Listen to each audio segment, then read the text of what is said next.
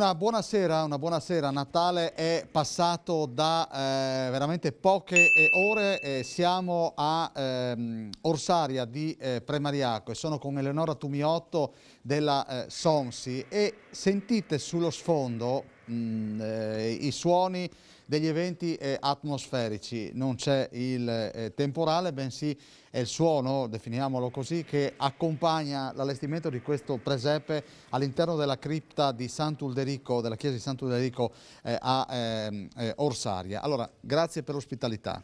Buonasera Daniele, grazie a voi per essere venuti e per averci raggiunto in questo luogo che abbiamo cercato di ricreare come un po' magico per questo periodo natalizio 2021 nel post-Covid.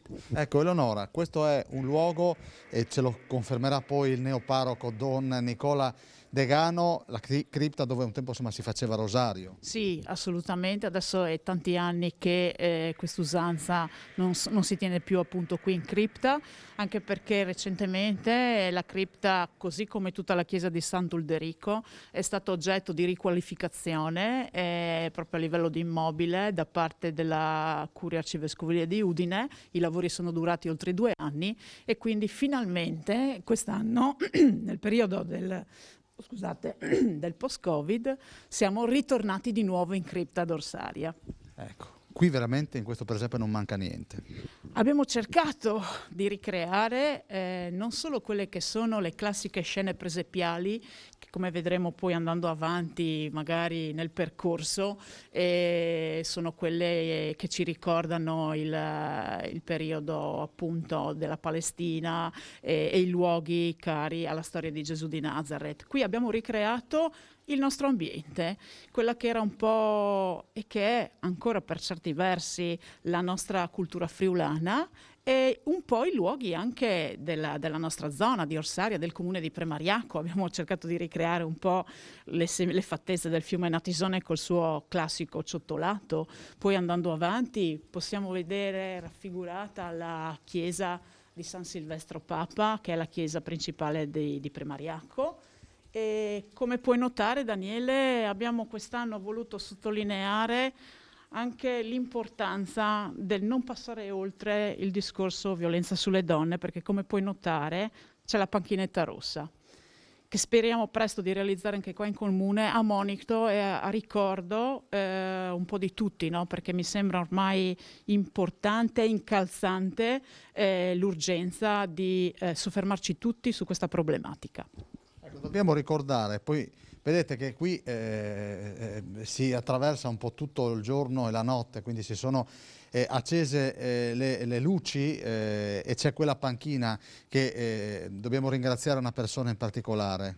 Assolutamente sì, ringraziamo il nostro socio e amico Ienco Paoloni qua di Orsaria, sempre molto prodigo nelle idee e nelle iniziative e assolutamente ha detto: ragazzi, quest'anno non si fa presepe se non mettiamo la panchina rossa.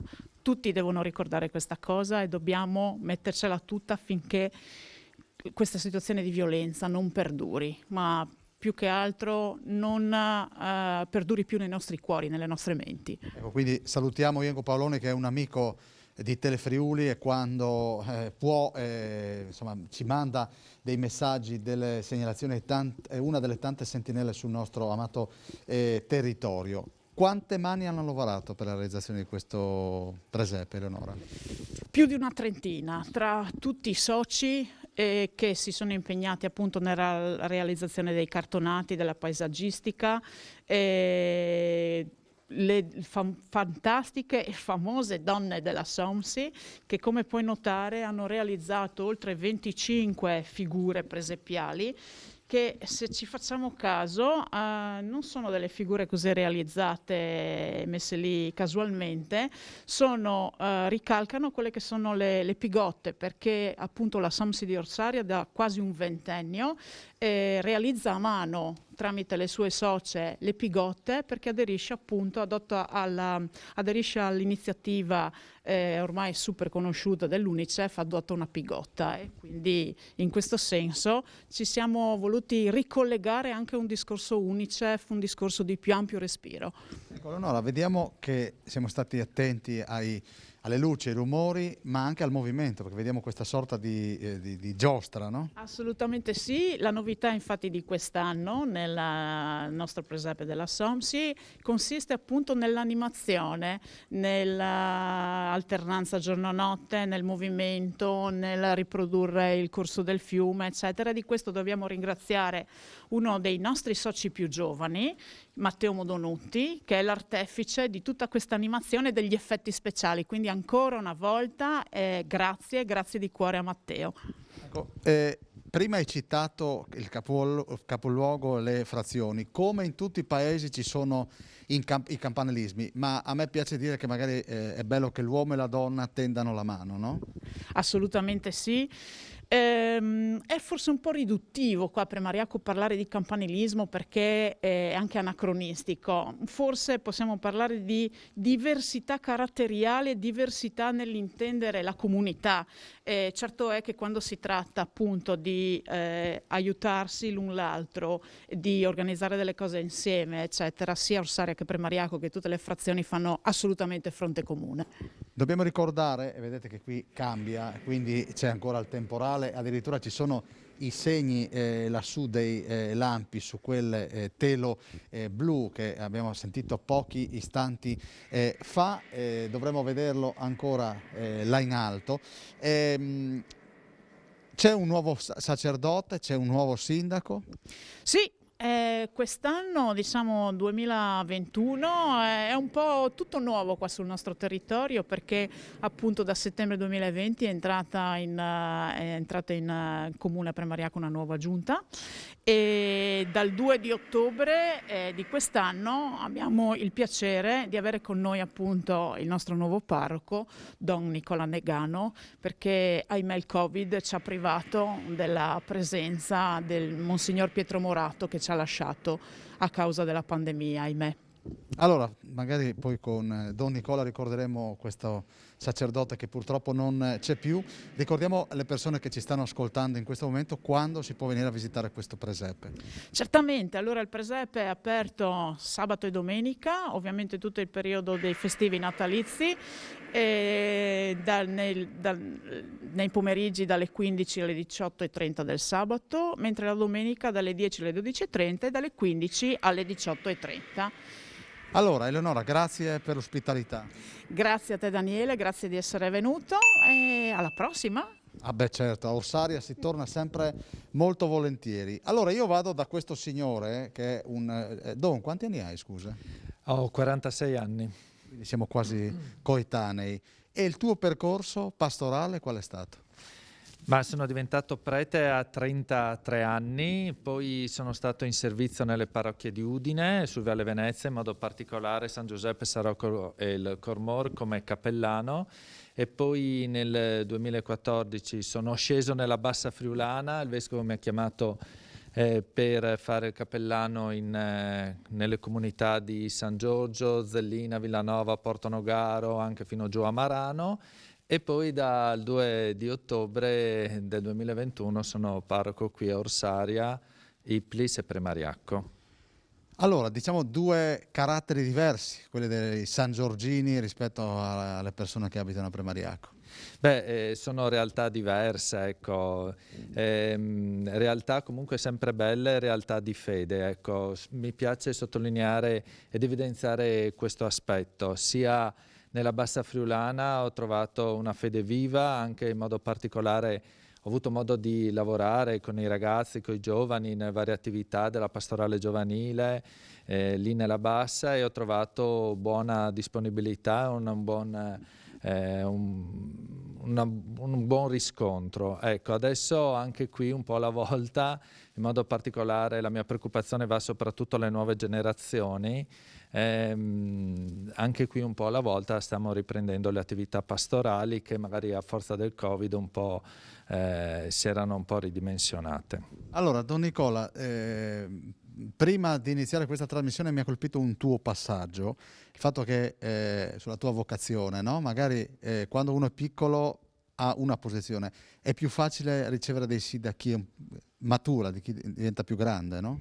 Ma io penso che si incomincia con dei sì piccoli all'età più giovane e poi per arrivare a dei sì più grandi, più importanti quando si diventa più adulto. E diciamo che nel mio percorso ho imparato fin da piccola a dire quel sì, quella disponibilità all'interno della parrocchia, all'interno del mondo degli scout, del quale io faccio parte, dando la mia disponibilità, vivendo il servizio e poi soprattutto coltivando la mia fede.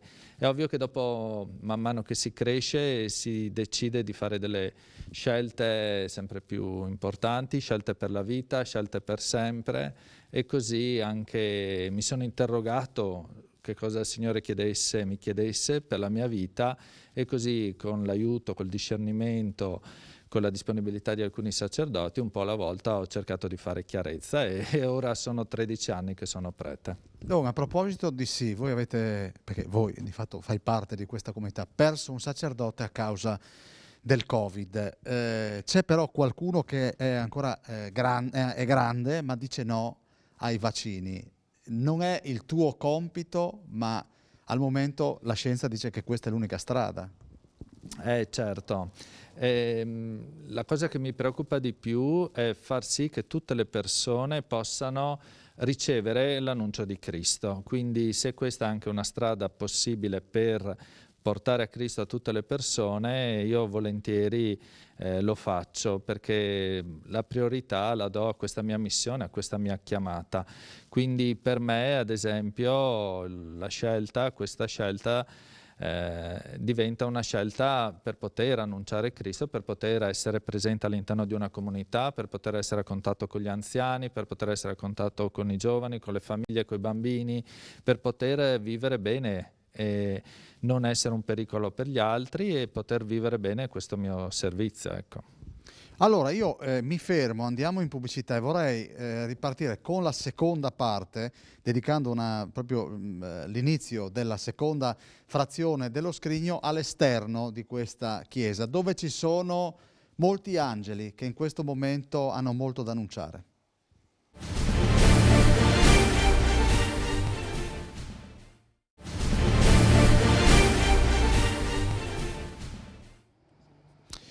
Seconda parte che si apre con la ripresa della facciata di questa chiesa che risale al Novecento e la particolarità sono queste due scale ai due lati che guardandole bene Don Nicola possono avere un significato. Ma mi piacciono queste due scalinate che rappresentano un po' come due grandi braccia per indicare un abbraccio, no? Perché coloro che possono venire qui anche nei vari appuntamenti, nell'incontro, no? Con Dio, nella preghiera e con la comunità, possano sentire questo abbraccio che li coinvolge e li fa sentire pienamente figli di Dio. Ecco, queste due scalinate le vedo un po' così, come un abbraccio per coloro che desiderano entrare, per coloro che desiderano un momento per guardare dentro di sé ed elevare anche il proprio spirito a Dio. Don Nicola, invece questi angeli che di fatto fanno quasi da biglietto da visita all'ingresso al presepe, in cripta. Ma l'angelo è colui che porta buone notizie, no? Gli angeli hanno dato l'annuncio della nascita del Salvatore. Allora questi angeli in questo tempo anche così particolare possono rappresentare veramente una buona notizia per tante persone e sentiamo e sento anche riscontro quante persone a causa del Covid, a causa della pandemia vivono la sofferenza, vivono la fatica, vivono la solitudine, sia nelle fasce più giovani sia anche nelle fasce più anziane. Ecco, questo presepio e questi angeli possono veramente essere motivo di speranza, di fiducia per tante persone. Ecco, allora è bello proprio che qui ci siano questi angeli e per tutti coloro che vengono a visitare questo presepio possa un po' riscaldare il cuore, possa ridare speranza. Ecco, senta, il significato del presepe.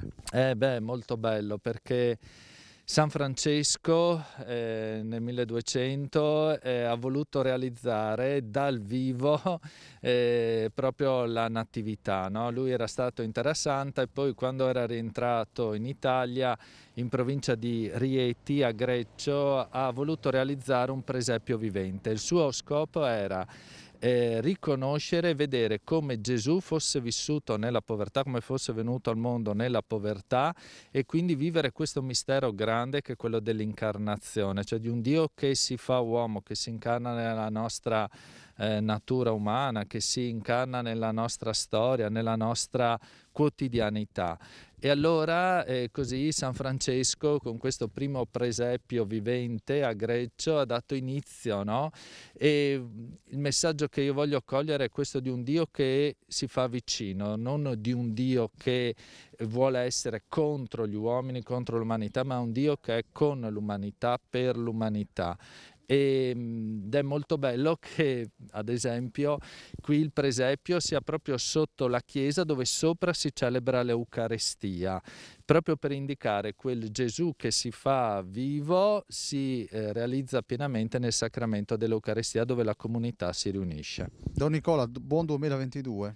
Ecco, buon anno anche a tutti voi, con l'augurio veramente di un anno di speranza e di fiducia per tutti. Ecco, non voglio dimenticare, perché questo per me è un monumento, alle nostre spalle c'è un teatro che è di proprietà della parrocchia ma è in gestione al comune, anche quello ha i suoi anni. Sì, anche questo ha i suoi anni per varie vicissitudini ancora legate ai precedenti parroci, si è optato per darlo alla gestione, alla manutenzione al comune e per le varie opere sociali e per i vari momenti aggregativi della comunità.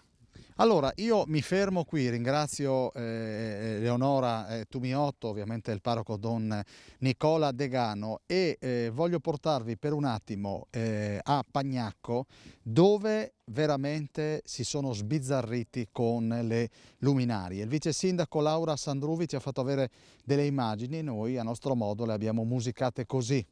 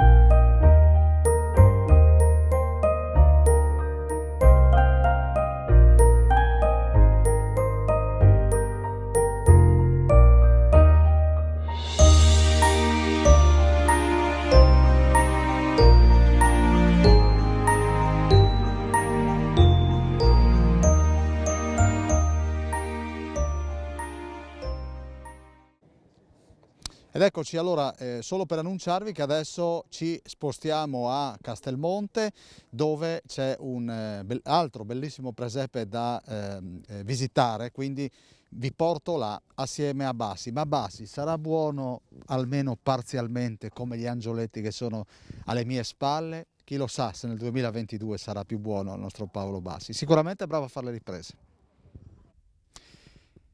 Ed eccoci qua, questa è la visuale che si può apprezzare dal santuario di Castelmonte. Siamo veramente a 2 passi da questo luogo di grande devozione. Stiamo per entrare proprio per raccontarvi il presepe allestito dai frati. Incontreremo appunto il loro responsabile e anche colui che con le sue mani ha realizzato questo presepe. Chiederemo qual è la tradizione, in quanti anni ci porta indietro la tradizione presepiale qui a Castelmonte, e ai miei piedi vedete quel che resta della recentissima nevicata con temperature abbondantemente sotto lo zero. E non potete percepirlo, ma io vi lascerò con le immagini del nostro Paolo Bassi. Gustatevi l'incredibile silenzio guardando le montagne qui da Castelmonte che si registra proprio in questo meraviglioso luogo del Friuli.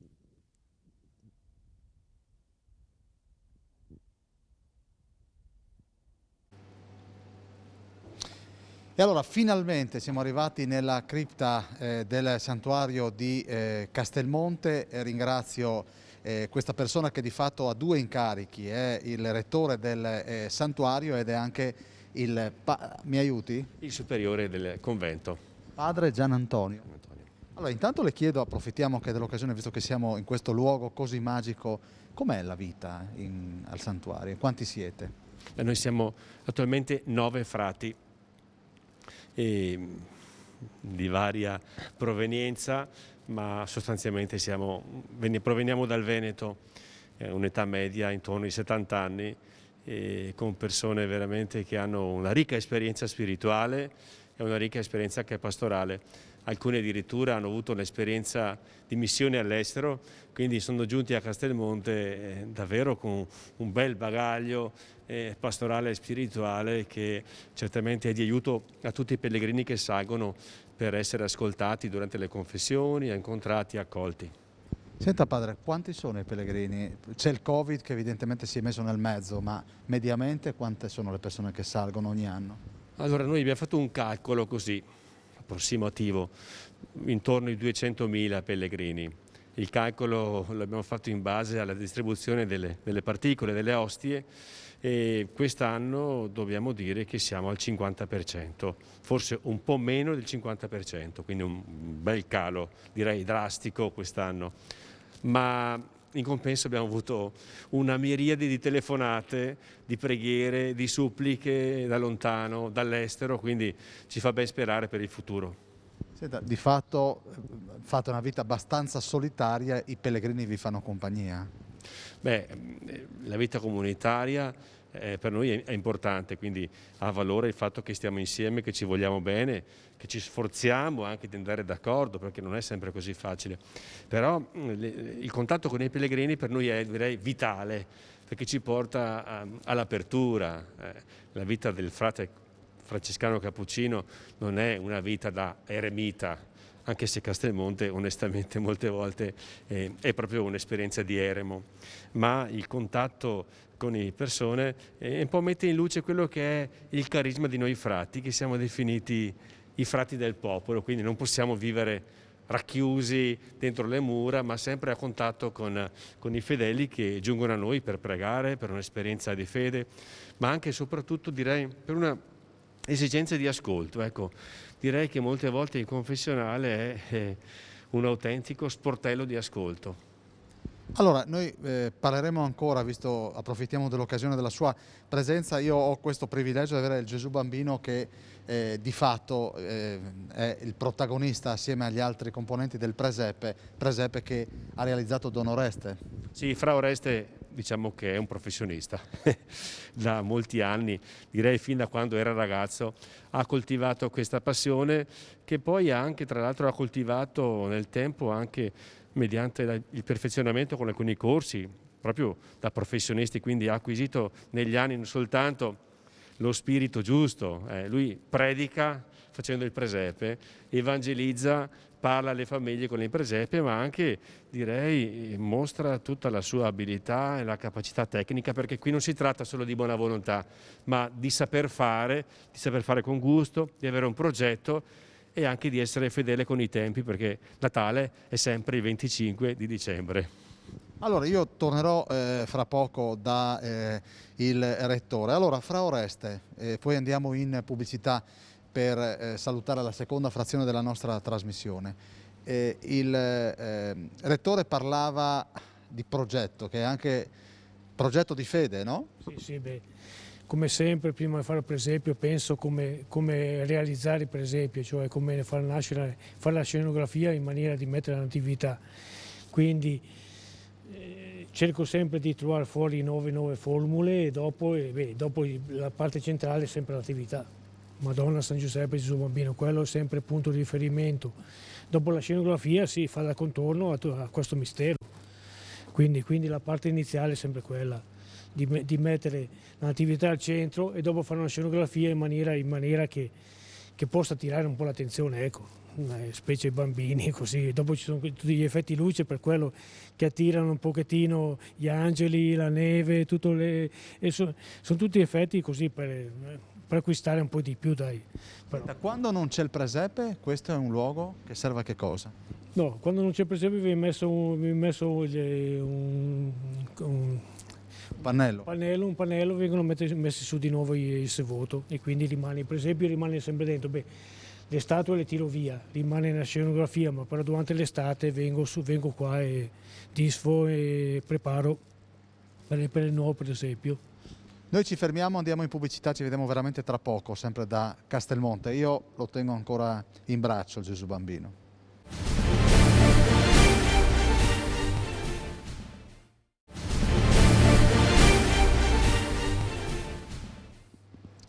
Terza parte dello scrigno.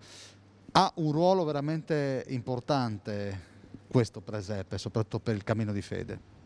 Certo, il pellegrino può anche essere visto come un turista che viaggia e va a vedere un santuario, va a vedere le opere d'arte. Beh, qui siamo di fronte ad un'autentica opera d'arte e sappiamo che nella teologia della Chiesa esiste, come dire, una via privilegiata di incontro con il Signore, e che è la via pulcritudinis, che significa, cioè la via della bellezza. E quando uno guarda il presepe, guarda rappresentata una scena evangelica, in questo caso appunto la nascita di Gesù Bambino, con accanto Giuseppe e Maria, ma al tempo stesso anche nota la bellezza di quest'opera d'arte. Ecco, questa bellezza ha proprio la capacità di riportarci alla bellezza più grande, che è quella di Dio. Quindi veramente il presepe è una esperienza di contatto con il bello, e questo bello ci rimanda la bellezza di Dio e la sua santità. Senta, ma quanto le manca a casa sua? A casa sua quando lei era piccolo faceva il presepe, lei è veneto. Certo, il presepe è anche l'albero di Natale. A dire la verità non sento un fortissimo legame con il mio paese. Beh, con i miei genitori certamente sì, perché sono partito troppo bambino, avevo soltanto 11 anni, quindi c'è questo legame affettivo con i parenti, ma con qualche amico, ma non granché.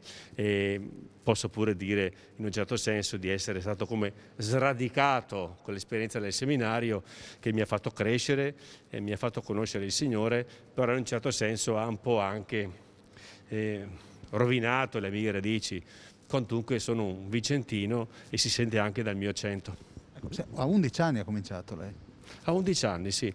E a dire la verità avevo mio fratello che è nel seminario prima di me, e certamente non sono entrato in seminario per farmi frate, ma il Signore un po' alla volta si è fatto conoscere e mi ha fatto percepire che in questo luogo stavo bene, e quindi veramente l'ho sentita la mia casa, più casa questa di quella di origine. Questa è la vocazione del Signore che ti parla attraverso le persone che tu incontri e non attraverso angeli. Io angeli non ne ho mai visti per ora, spero più avanti di camminare di più. Senta, ma Natale Santo Stefano vede i suoi genitori, li incontra? Beh, avrò la possibilità, credo, almeno qualche giorno dopo le feste, però, perché sappiamo che qui a Castelmonte i pellegrini salgono molto numerosi per vedere il presepe di Fra Oreste, per fare un'esperienza di preghiera, per confessarsi, ma dopo le feste quindi mi concederò, credo, qualche giorno con i miei genitori, visto che stanno ancora bene. Allora, io torno da Fra Oreste e eccola, questo è l'effetto più... sta nevicando. Adesso viene fuori il giorno e nevica. Si può spiegare, Fra Oreste? Questo è un macchinario a po'. Macchinario apposta, sì.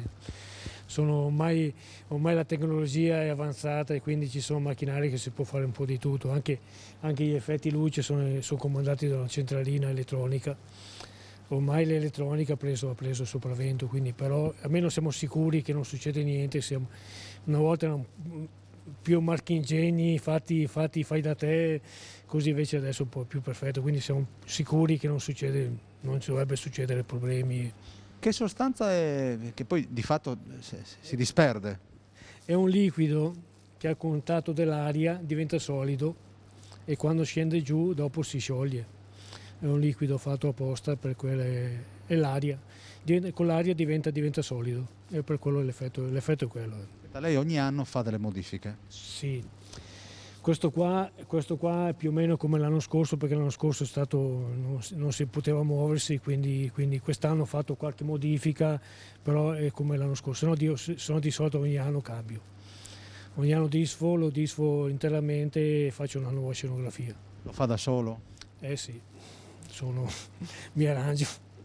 Senta, prima del Covid c'era anche una mostra di sopra. Sopra sì, prima del Covid facevo una mostra di piccoli presepi sempre fatti da me, per vendere per le missioni, e la gente era contenta e ne hanno presi parecchi, Adesso non si può, però è un peccato perché io li faccio sempre, ecco. Io ormai senza presepi non vivo. Io presepi grandi, piccoli, poi partecipo a diverse mostre qua in Friuli, con diorami, con altri presepi, quindi presepi ci sono. Quest'anno è andata così, però... Quando ha cominciato a coltivare questa passione? Ma a dire la verità, la passione è nata un po' in famiglia, perché a casa mia c'era mio papà che faceva presepio, mia mamma faceva l'albero di Natale, così era completo. E io seguivo un po' mio papà, perché mi piaceva fare il presepio, mi attirava, ecco, allora andavo a vedere come faceva quella... Dopo entrando dai frati, i frati sono famosi per i presepi, specie i nostri frati più anziani, facevano di quei presepi che erano stupendi. Allora, la voglia di imparare, di vedere, così. Dopo la passione è subentrata ed è quella che ti porta avanti. Allora cerco sempre di vedere anche su internet, magari qualche consiglio, qualcuno che fa i presepi, ho partecipato anche qua ai corsi che fanno qua in Villa Manin, dove posso partecipare, dove posso imparare qualcosa, è sempre bello. Ecco. Senta, che materiale utilizza? Beh, qua abbiamo adesso, una volta si usava il polistirolo, adesso usiamo di più il polistirene, che è quello per fare i capotti delle case, che è più, non sporca meno. E si può lavorare benissimo anche quello, quindi polistirene, dopo ci sarà il legno, però il materiale principale è quello adesso ormai. Quante statue ci sono? Le statue mai contate. Non le ha contate, però ne vedo... Io le statue che ci sono le metto fuori quasi tutte. Ho messo fuori anche tante pecore e dopo le tirate via. Ma no, queste sono le statue principali. Dopo là, a parte in fondo là abbiamo un po' le statue un po' più vecchie. Queste qua sono quelle che fanno il contorno principalmente. Queste qua ci sono sempre. Ecco, senta, lei utilizza questo Verbio Tempo sempre. A Castelmonte i presepi si sono sempre fatti? Sì. Sì, Castelmonte, adesso non so da quanto tempo, però Castelmonte qua in Cripita è sempre stato fatto per esempio. Prima era adesso c'è i Ceroni, erano lì per esempio, dopo l'hanno fatto in fondo e adesso l'hanno fatto qua dentro. Qua dentro era l'ex sacrestia della Cripita, hanno sfondato il muro e avevano fatto il presepio dentro qua. Però Castelmonte, come in tanti altri conventi nostri della provincia, il presepio c'era sempre, in chiesa c'era sempre. Senta, e prima di Fra Oreste che frate c'era? Prima di Fra Oreste c'era padre, ci sono stati diversi padri, adesso i nomi non mi ricordo. Beh, c'è stato il signor Paolo che ha fatto parecchi anni, che era qua di Udine, che ha fatto parecchi anni il presepio.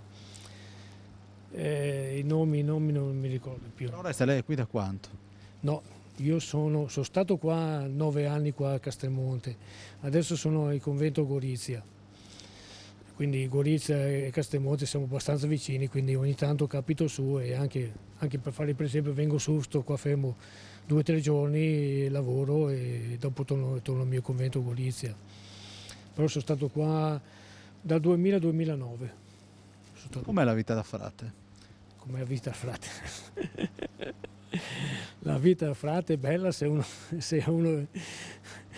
ce l'ha dentro nel cuore, perché sennò diventa pesante. Non è come militare, però siamo lì, dai. Cioè abbiamo gli orari, siamo in comunità, quindi abbiamo gli orari, dobbiamo rispettare gli orari anche per mangiare, per pregare, quella.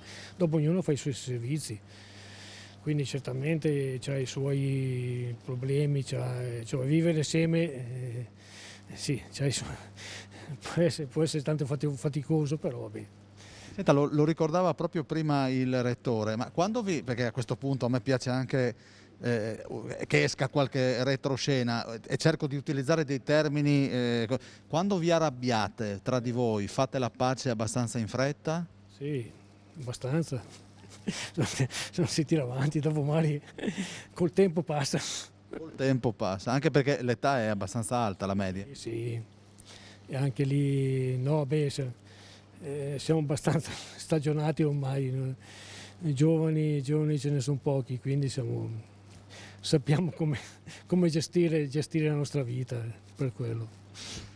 Mi perdoni, Natale è già passato, ma il menù chi lo decide? Per voi il pranzo natalizio è uguale a tutti gli altri giorni o c'è qualcosa di più?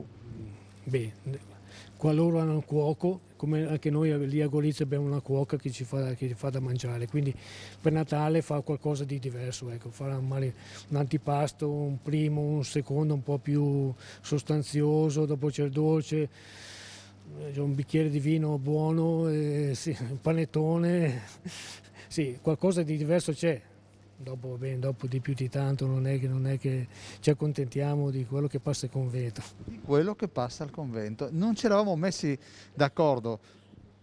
Io glielo restituisco e mettiamo al suo posto Gesù bambino. Noi adesso ci fermiamo con questa bella immagine, andiamo in pubblicità e ci rivediamo con la quarta parte dello scrigno.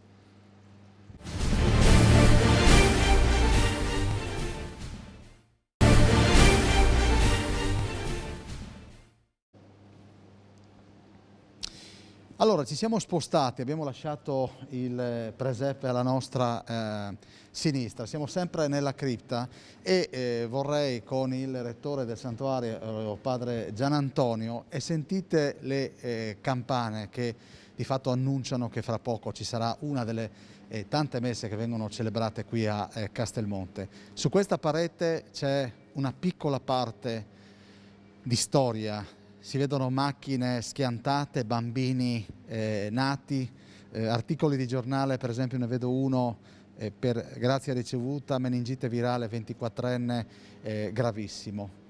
Qui si è venuto a chiedere molto. Ho riflettuto molto e lo faccio, vorrei dire, quasi quotidianamente riguardo a questi ex voto, perché secondo me hanno un molteplice significato, cioè non sono soltanto delle immagini che ci dicono una testimonianza di fede. Sono innanzitutto una testimonianza di fede, perché queste foto, questi quadretti, queste immagini, questi pezzi di giornale ci dicono che qualcuno ha toccato proprio con mano la vicinanza del Signore, cioè si è sentito proprio guarito, salvato, in qualche modo salvato proprio anche dalla morte in alcuni casi, oltre che da un'esperienza drammatica. Ma il secondo significato, secondo me molto importante, è questo, che a seconda delle varie epoche in cui sono stati collocati questi quadri, noi vediamo un autentico spaccato della vita di quei giorni. Faccio un esempio. Quando noi vediamo le immagini degli anni 50, ecco, vediamo ancora moltissimi incidenti appunto in ambito agricolo, perché la vita era tutto sommato ancora una vita fatta di agricoltori nel nostro paese, di allevamento, con le stalle, quindi i rischi degli arnesi, gli attrezzi, caduti anche vicino ai dirupi, vari tipi. Se ci spostiamo con gli anni invece verso gli anni 70, ecco, vediamo che abbiamo di fronte a noi una società che ha abbandonato in parte tutta quella vita nel mondo agricolo e ha cominciato a viaggiare, a costruire case. Allora troviamo gli incidenti sul posto di lavoro mentre costruiscono le abitazioni per la ricostruzione del terremoto, troviamo altri nelle fabbriche, quindi veramente è una miniera di storia e di vita sociale, oltre che di fede. Questo è un significato bellissimo, si può fare tranquillamente qualche tesi di laurea qui. Senta, e quindi il cammino di fede cambia quando ti rendi conto che qualcuno da lassù ci ha messo la mano sulla testa? Certo, ciò che conta è questo, la capacità di riconoscere o non riconoscere l'intervento del divino, cioè questa è la differenza, Quindi non basta che uno non si è fatto male, non basta che uno in qualche modo l'abbia fatta franca, diciamo noi quel giorno, ma che uno deve riconoscere che c'è stato qualcosa di straordinario, cioè soltanto la mano di Dio attraverso l'intercessione di Maria ha fatto sì che le cose potessero andare diversamente e avvenisse questo miracolo, che per me è un miracolo. È sempre il singolo che deve riconoscere che è passata la grazia del Signore. Quindi lì ho riconosciuto, toccato con mano che potevo morire. Quindi questo è il fatto straordinario. PGR, per grazia ricevuta. Quindi questi quadri sono tutti perché qualcuno ha ricevuto una grazia del Signore e si è sentito toccato e guarito. Ecco, un altro aspetto molto importante è che in questi giorni potremmo dire quali sono le testimonianze di grazie ricevute. Ecco, troviamo molto spesso i cuoricini, non i cuoricini quelli di argento come quelli che vediamo qui, no? Ma troviamo i cuori cuciti a mano delle mamme che arrivano perché hanno ottenuto, mi viene a dire ottenuto, la grazia di avere un figlio dopo tanto tempo. Dopo tante preghiere elevate qui a Castelmonte per chiedere la grazia di avere un figlio, giungono e appendono proprio in questa cripta questi bei cuoricini, ovviamente o rosa o azzurri, e dicono: Signore, grazie che mi hai dato un figlio, e questo è un figlio che io ripresento a te come un dono. Allora io chiederei al nostro Paolo di continuare a seguirci. Vedete che su questa parete la sottolineatura del rettore è ottima, perché da dove sono ambientati, da come sono ambientati, capisci come è andato avanti il mondo. E infatti prima faceva riferimento a gli incidenti in ambito agricolo, che poi vedi che si avvicina l'anno 2000 e per fortuna, diciamolo, di questi incidenti non ce ne sono, ma ce ne sono di altro tipo. Per esempio questo è un fatto avvenuto il 1° marzo a Gemone, c'è quel trattore cappottato in quel dirupo, a fianco c'è un'auto che di fatto a causa di una mancata precedenza, insomma ognuno racconta il fatto come vuole, ma queste sono tutte persone che ce l'hanno fatta. Sì, c'è anche di più, c'è anche qualche fatto drammatico dovuto ad una violenza familiare. Ecco, ci spostiamo qui in fondo per notare questo particolare.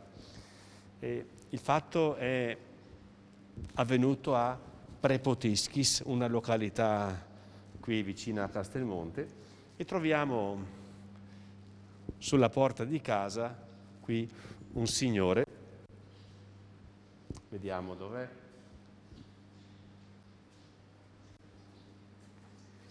Ecco qui, Prepotischis, Meret Giovanni, 1939. Ecco, questo è un episodio di violenza, potremmo dire familiare o appena fuori famiglia, in cui un tale ha rischiato di venire ucciso, pugnalato.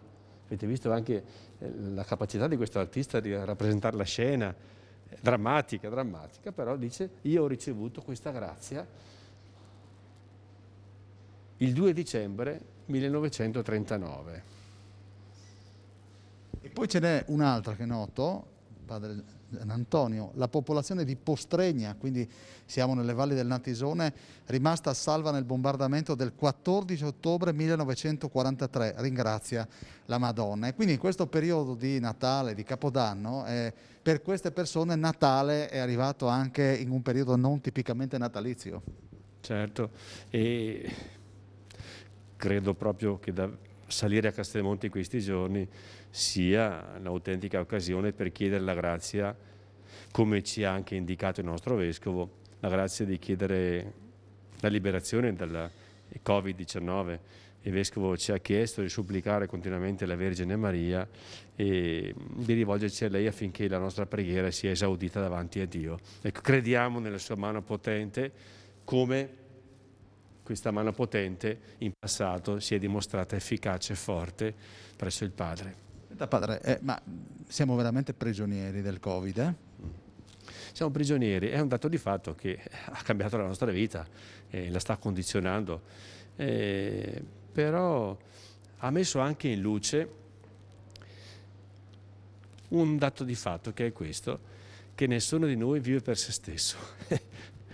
Nessuno può vivere unicamente per se stesso, ma tutti viviamo collegati agli altri e la mia salute dipende dalla tua salute.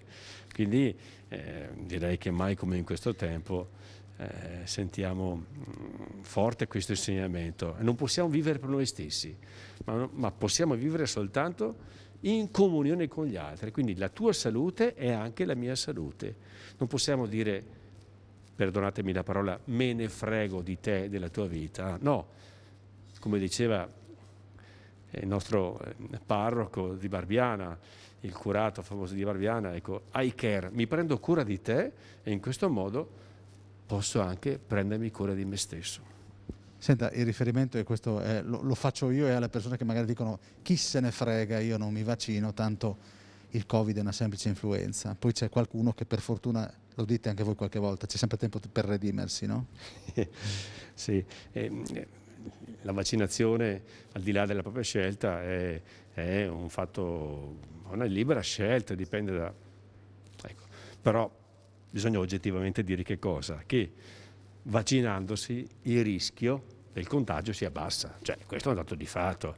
Che poi il vaccino non sia un super vaccino, non sia la panacea di tutto, il vaccino, lo diceva anche il Vescovo a noi religiosi, non dà la salvezza, non è la risposta al Covid-19, però è diciamo un robusto strumento per combattere, per far fronte, è l'unico che abbiamo per adesso per combattere la pandemia. Quando avremo altro sceglieremo altro. Allora io lascio il numero 1 del santuario di Castelmonte perché c'è una messa da celebrare. Noi chiudiamo questa parte con delle immagini che ha realizzato a Magnano Riviera Alberto Forabosco, il presidente della Proloco, in una Magnano che ha dei colori veramente magici, colori ovviamente per le festività natalizie.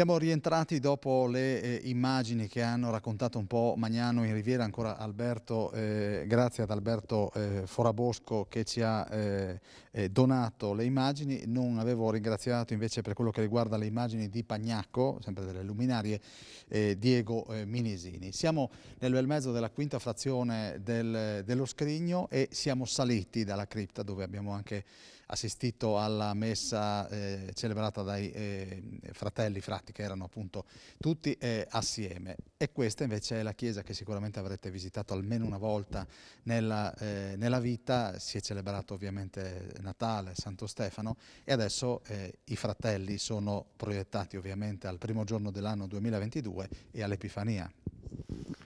Sì, l'Epifania che si dice tutte le feste porta via, anche se in realtà non è proprio così, perché il tempo di Natale finirà con il battesimo di Gesù, che è l'ultima delle feste del tempo di Natale. L'Epifania è il giorno in cui la Chiesa ci invita a fare memoria dei re magi, i quali riconoscono in Gesù veramente l'atteso delle genti e riconoscono a Lui tutti i doni più grandi che possono offrire. Quindi vediamo che noi a Castelmonte, quali doni portiamo a Castelmonte, alla Vergine Maria?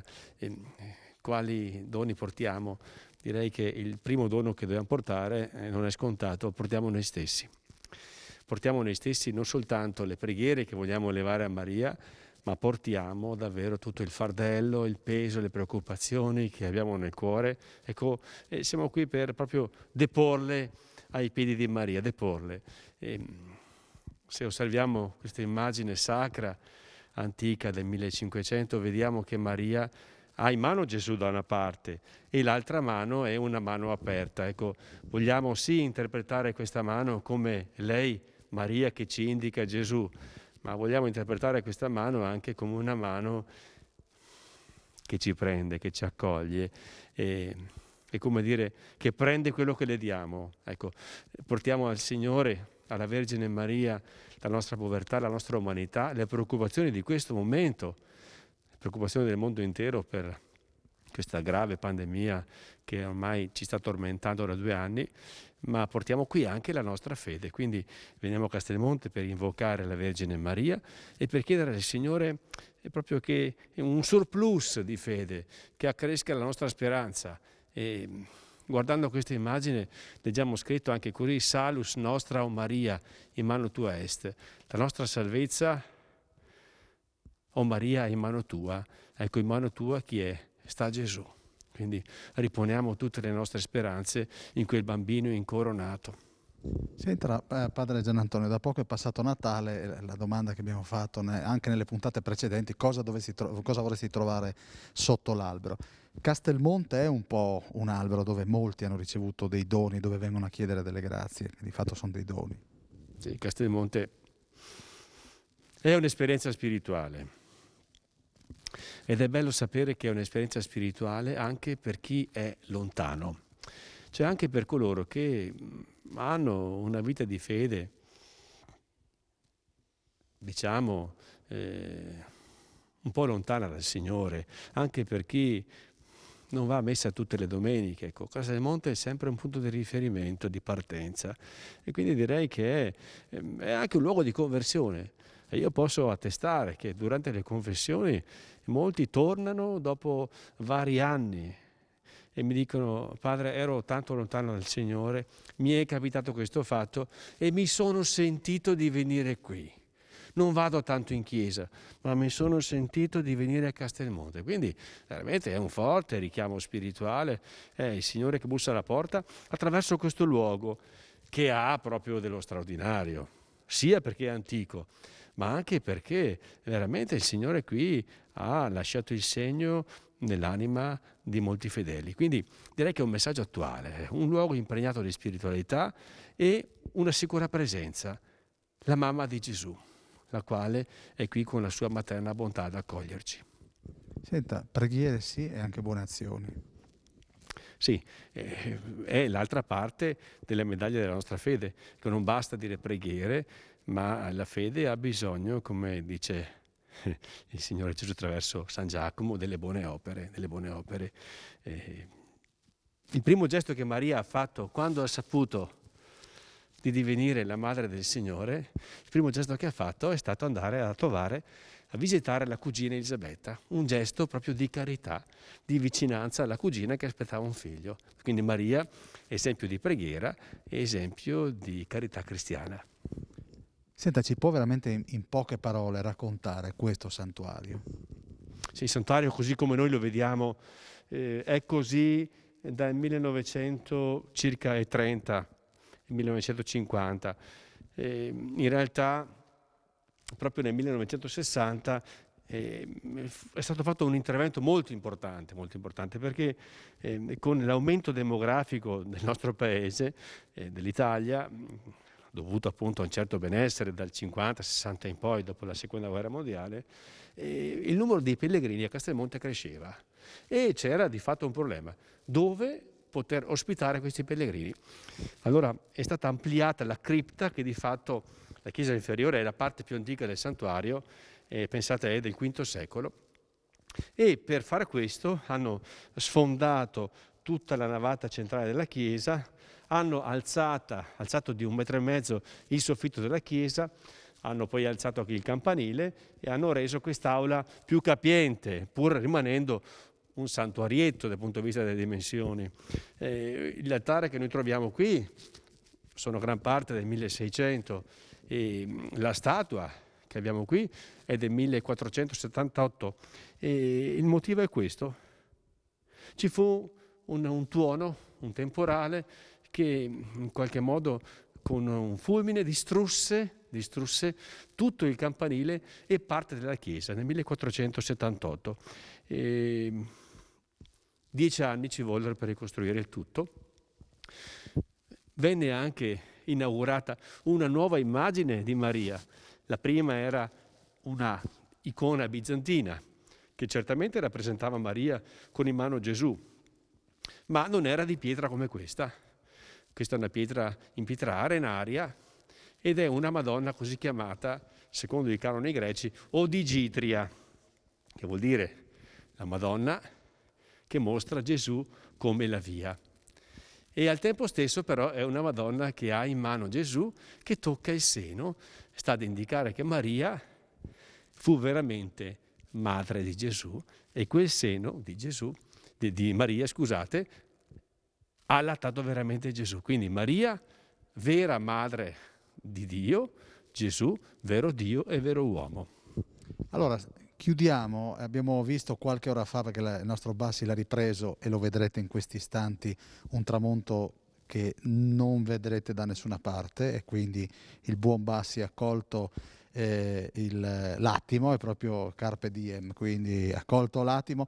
E senta padre, ma voi date molto spazio nella vostra predica al canto, no? Ispirandovi anche a Sant'Agostino, che diceva che chi prega cantando prega 2 volte, le torna? Sì, direi che torniamo al concetto che poc'anzi ho espresso circa la via della bellezza, la via pulchritudinis.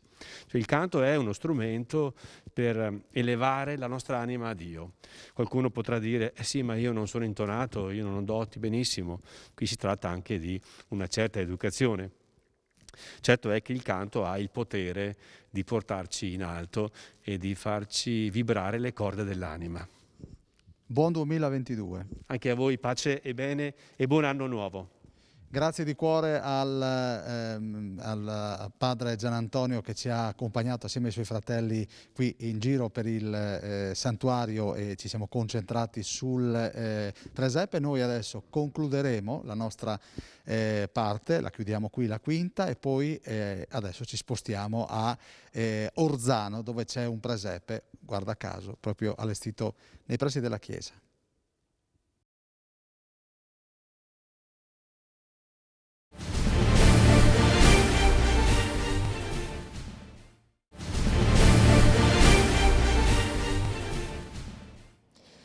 Ed eccoci qui con la sesta parte dello scrigno. Abbiamo lasciato Castelmonte in un'atmosfera assolutamente unica.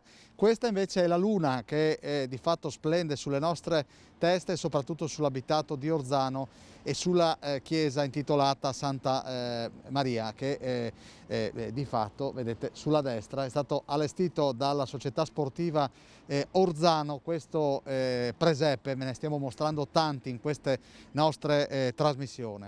Immancabile il sindaco Daniele Avrizz, che ringrazio per la disponibilità, una frazione che rispetta le tradizioni. Sì, esatto, una frazione molto attenta, sempre molto attiva, e da circa 25 anni che i miei concittadini di Orzano allestiscono questo bellissimo presepe. Lo fanno per la comunità, lo fanno per i bambini, ma lo fanno per tutto il territorio.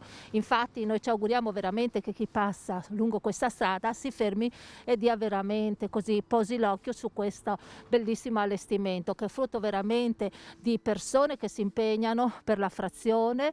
Sono persone che da parecchi anni, no, non si occupano solo di questo, ma di tutta l'attività culturale, ricreativa, negli anni precedenti anche sportivi del paese. Ecco, come ogni anno loro arrivano a dicembre e dicono: ma siamo stanchi, quest'anno non facciamo il presepe. Invece ecco che loro poi scattano non so che cosa e dicono: no, non possiamo fare a meno di regalare questo piccolo gioiello ai nostri concittadini. Qual è la parte che la affascina di più? Veramente tutto mi affascina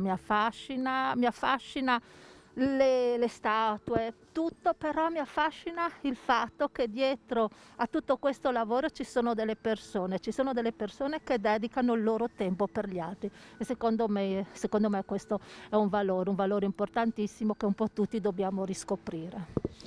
Allora, salutiamo questo signore che quanti anni ha? Questo signore del 1935 è il nostro Monsignor Don Burba, Monsignor Burba. Monsignor Burba, allora, intanto buonasera, grazie per aver accolto il nostro invito. Buonasera, buonasera. Allora, intanto lei Orzano la conosce molto bene? Beh sì, ormai dovrei dire di sì, dopo 50 anni oltre. Quanti presepi ha visto? Ma guardi, all'esterno qui dovrebbe essere in 30 anni. Adesso preciso non saprei, dovrei andare, perché io prendo nota, dovrei andare a vedere le note che ho fatto, in quale anno, ma una trentina sicuro. No? Ho cominciato piccolino, poi ingrandito, poi ingrandito fino laggiù in fondo e poi tornato a restringere un po' perché non valeva la pena. Insomma, no, ma sempre ho un bel presepio, e qualche anno era stato anche particolare. Quando c'era la guerra in Bosnia l'avevano organizzato quasi come un deserto, no? Con qualche simbolo militare, ma messo in maniera che indicasse, diciamo, la bruttura della guerra, delle sofferenze, no?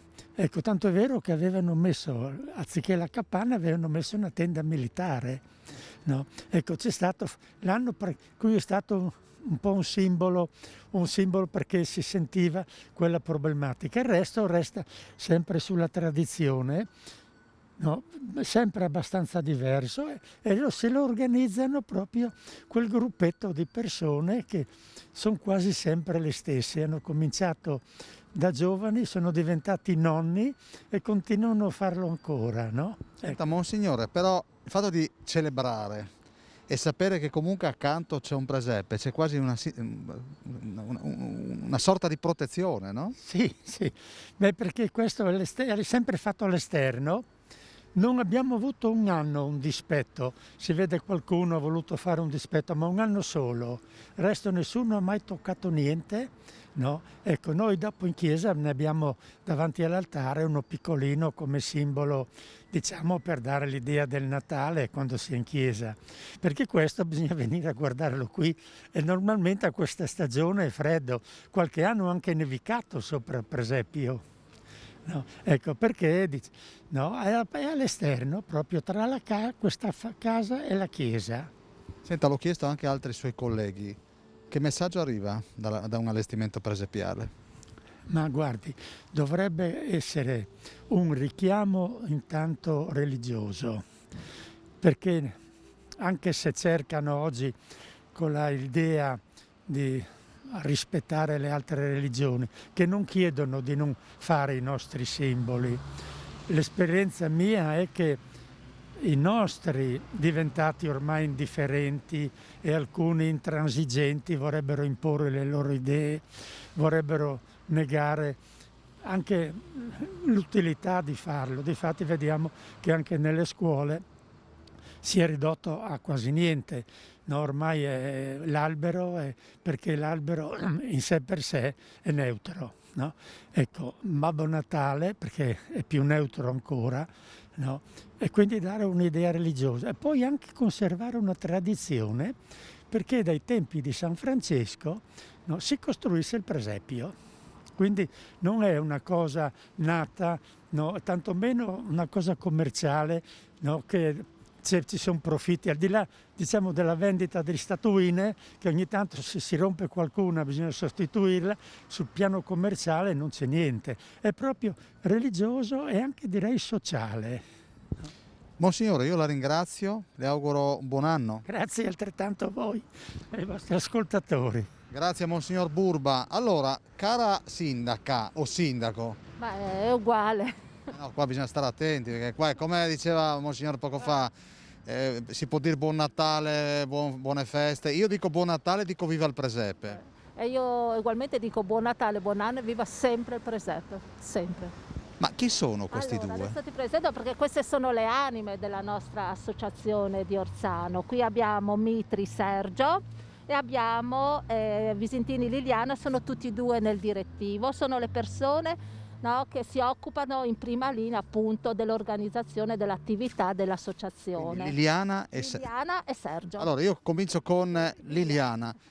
Quanto c'è di suo in questo presepe? Quest'anno poco perché non ce l'ho fatta per problemi vari, però gli altri anni c'era tanto lavoro, star lì a pensarci sopra, come farlo, come mettere, come progettarlo con loro.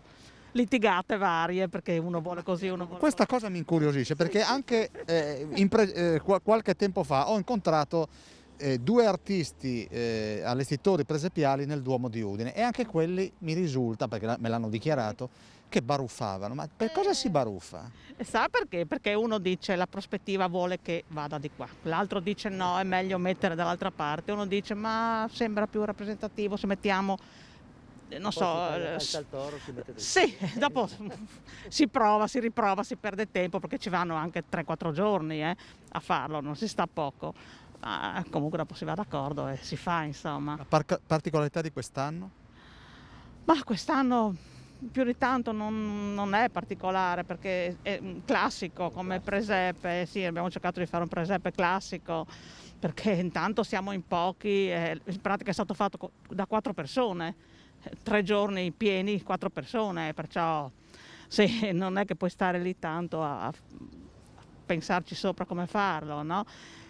Di classico, è classico, ecco, un presepe classico, non c'è niente di... Come si chiama questo signore? Sergio. Ma voi siete amici, parenti? Amici da una vita, amici di lavoro. Quanto ti ha fatto arrabbiare quest'anno? No, quest'anno poco, non c'era tanto. Ah, perché non c'era, quindi... Siamo andati via tranquilli. E gli altri componenti del gruppo chi sono? Beh, c'è Dario Angeli, e c'è suo marito Claudio Pantarotto, c'è Bruno Furlan, c'è la signora Tea, no, che ci dà una mano, sì, il nostro gruppetto così di amici. Da dove siete partiti? Ma di solito si parte dalla capanna, poi si fa tutto il resto. Si allarga. Si allarga, prima la capanna, poi si fa tutto il resto. E il muschio, il materiale? In giro ci sono dei signori di Orzano che ce lo portano, vanno in giro a cercarlo e ci portano i sacchi di muschio e noi li mettiamo giù. Quanta storia c'è dietro questa tradizione? Sono 25 anni, 25-30 che lo facciamo, è sempre stato bello perché dopo si va a bere qualcosa assieme, si fa la serata, è bello così trovarsi fra amici. Monsignor Burba prima ci ha raccontato un aneddoto, all'epoca della guerra nei Balcani. In Siria, sì, quando è stato lì avevamo fatto tutto il presepio in sabbia, invece delle statue, quello abbiamo messo delle tavole, come delle tavole rotonde così con scritto delle frasi sopra e fatto la capanna per dare un segnale a sta guerra qua. Che non se ne può più? Noi ci eravamo stufi di sentire sempre di guerra e basta, no? Senta, ma cosa pensa delle statue che a Napoli sono state dotate di Green Pass? In maniera anche... Vabbè, è una goliardia così, che ognuno fa quello che gli sembra. Comunque per noi è bello così. Senta, grazie. E si può visitare fino a quando? Fino 18-19, no? Di gennaio. Di gennaio, sì. Quindi siamo veramente a 2 passi dalla chiesa di Santa Maria Assunta e a 3 passi dalla canonica dove vive... aspetta, va, che questa è da dire. Quindi? Vero Daniela, a 2 passi dal convento di Padre Luigi Scrosoppi, che il parroco magari può dire qualcosa di più. Questo lo diciamo sul convento. Aspetti, di che cosa? Il convento di Padre Il Scrosoppi. convento di Padre Scrosoppi, beh, è la casa che ha comprato lui nel 1844-45 con i soldi ereditati dal fratellastro. Ha comprato la casa con alcuni campi che doveva servire per avere un po' di, diciamo, generi alimentari per le ragazzine. Quindi ha mandato su delle persone, alcune erano suore, altre erano persone che lavoravano, è cominciata questa casa, no, che in pratica era una specie di casa colonica. Poi hanno cominciato allora a fare un po' di scuola, soprattutto alle bambine, perché a livello dello Stato facevano solo i maschi le elementari, delle bambine, poi un po' di scuola materna, e quindi hanno fatto, diciamo, un servizio parrocchiale molto utile in quell'epoca. E poi hanno continuato sempre. Le suore sono da metà dell'Ottocento che sono qua.